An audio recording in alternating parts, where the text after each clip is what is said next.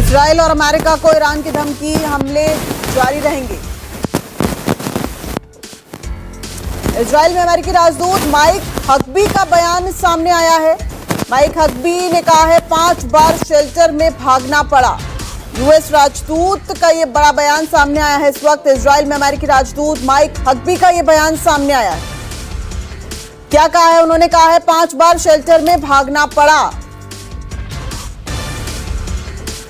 तो इजराइल में अमेरिकी राजदूत माइक हकबी का यह बड़ा बयान सामने आया है। ईरान और इजराइल के बीच लगातार तनाव जारी है। एक दूसरे पर जवाबी कार्रवाई भी की जा रही है और इस बीच इजराइल में अमेरिकी राजदूत का बड़ा बयान।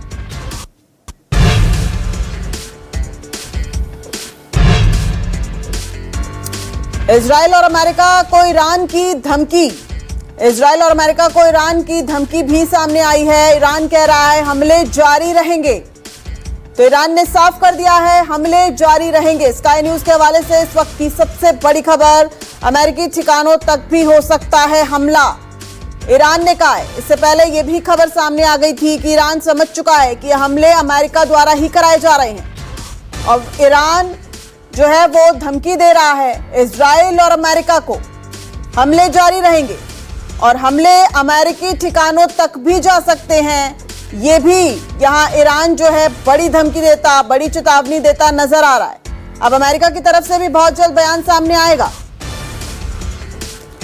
तो आपको बता दें इजराइल ने लगातार जो है वो ईरान पर हमला किया। शुक्रवार से ये हमले शुरू हुए और कई घंटों के बाद अब ईरान की तरफ से भी जवाबी कार्रवाई हुई और अब ईरान यहां स्पष्ट करता नजर आ रहा है हमले जारी रहेंगे। स्काई न्यूज के हवाले से एक खबर आपको बता रहे हैं हम, अमेरिकी ठिकानों तक भी हो सकता है हमला। तो इजराइल ने शुक्रवार सुबह 200 से ज्यादा फाइटर जेट से 2000 किलोमीटर दूर ईरान में बड़े पैमाने पर हवाई हमले किए। उसके बाद ईरान की जवाबी कार्रवाई सामने आई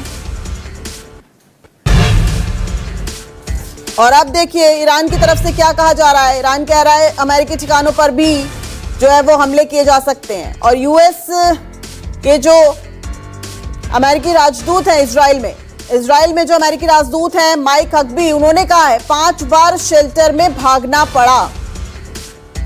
इजराइल में अमेरिकी राजदूत माइक हकबी का यह बयान सामने आया है। लगातार मध्य पूर्व में तनाव की खबरें सामने आ रही हैं। इजराइल और ईरान दोनों की तरफ से कार्रवाई की जा रही है। अभी तक 100 ठिकानों को निशाना बनाया जा चुका है। मिलिट्री अड्डे भी इसमें शामिल हैं। हालांकि ये भी खबर सामने आ रही थी कि ईरान ने कई जो अपने एयरपोर्ट्स हैं वो बंद कर दिए हैं। बहुत सारी ऐसी जो सड़क यातायात है उसको भी बंद कर दिया है। यानी ईरान जो है वो भी अब सतर्कता बरतता नजर आ रहा है। समझ रहा है ईरान कि ये किसकी तरफ से किया जा रहा है। और उसके बाद अब यूएस राजदूत का ये बड़ा बयान, 5 बार शेल्टर्स में भागना पड़ा, यूएस राजदूत कह रहे हैं। तो इजराइल में जो अमेरिका के राजदूत हैं माइक हकबी, उनकी तरफ से यह बयान सामने आया है। ऑपरेशन राइजिंग लॉयन नाम से हुए ये हमले लगातार जारी हैं। हमलों में तेहरान और बड़े एटमी केंद्र नतांज समेत 100 से ज्यादा ठिकानों को अभी तक निशाना बनाया जा चुका है। इजरायली हमलों में नतांज एटमी केंद्र, संग तबरेज, पिरान शहर, करमानशाह जैसे मिलिट्री अड्डे भी निशाना उनको बनाया जा चुका है। तेहरान में आम लोगों की भी जानें गई हैं। सोचिए किस तरीके से ईरान और इजराइल ये जो लड़ाई है अब वो आम लोगों की जान पर भी बनाई है। एक के बाद एक जो वार हैं वो जारी। कहा यह भी जा रहा है कि क्या ये हमले अब तीसरे विश्व युद्ध की तरफ जा रहे हैं। हालांकि जो जानकार हैं, जो एक्सपर्ट्स हैं, वो ये भी मानते हैं कि आउट ऑफ क्वेश्चन है। संजीव त्रिवेदी हमारे वरिष्ठ सहयोगी हमारे साथ लाइव जुड़ गए हैं। संजीव, माइक हकबी का ये बयान 5 बार शेल्टर से भागना पड़ा, क्या मायने है इसके? देखिए, इस तरह की बातें और इस तरह के वृतांत जो आज सामने आ रहे हैं वो दावे की तरह हैं और इस पर बहुत सी बातें भी और आनी बाकी है, इसकी तस्दीक होनी बाकी है।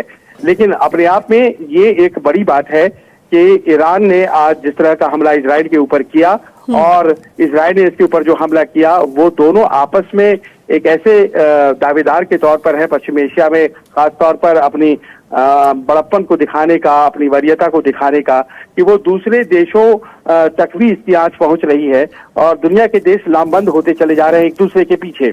अब सवाल यहाँ पर यह है कि एक राउंड इजराइल ने ईरान के ऊपर हमला किया, एक राउंड ईरान ने इजराइल के ऊपर हमला किया। अब क्या यहाँ पर मामला शांत होने जा रहा है, जैसा कि दुनिया की बड़ी ताकतें चाह रही हैं कि बात आगे न बढ़े?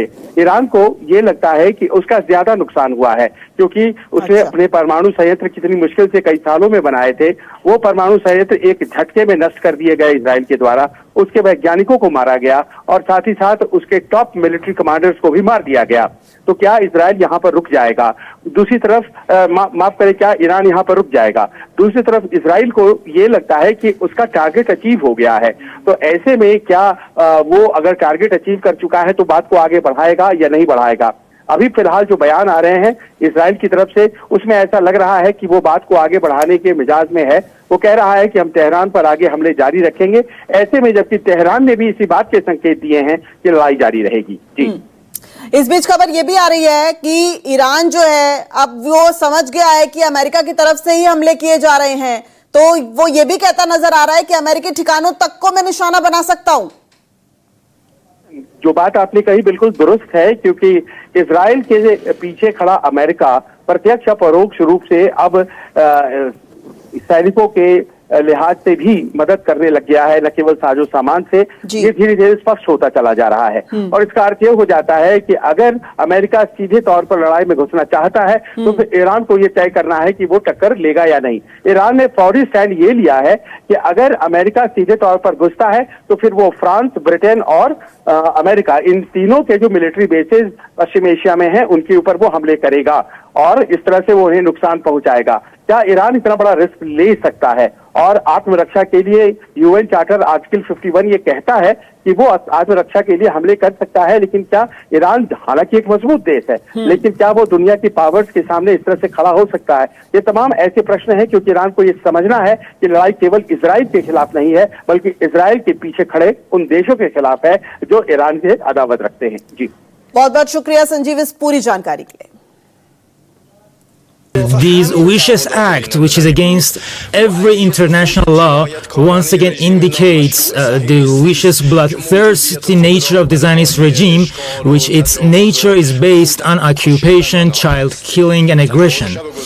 Last night, aggression against Iran showed to the entire nation that the righteousness of the Islamic Republic of Iran for years, that aggression and crime are synonymous with the nature of the Israeli regime.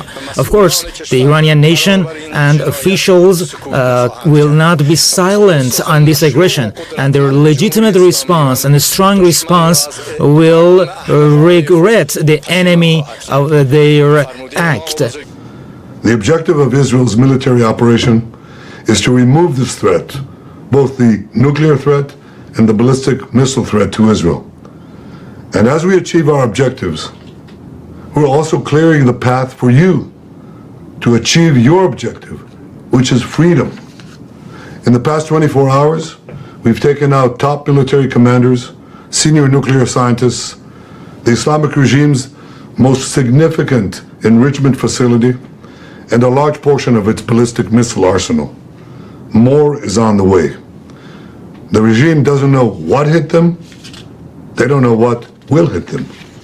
The nation of Iran and the nation of Israel have been true friends since the days of Cyrus the Great. And the time has come for you to unite around your flag and your historic legacy by standing up for your freedom from an evil and oppressive regime. Israel's fight is not with you. It's not with you, the brave people of Iran whom we respect and admire. Our fight is with our common enemy, a murderous regime that both oppresses you and impoverishes you.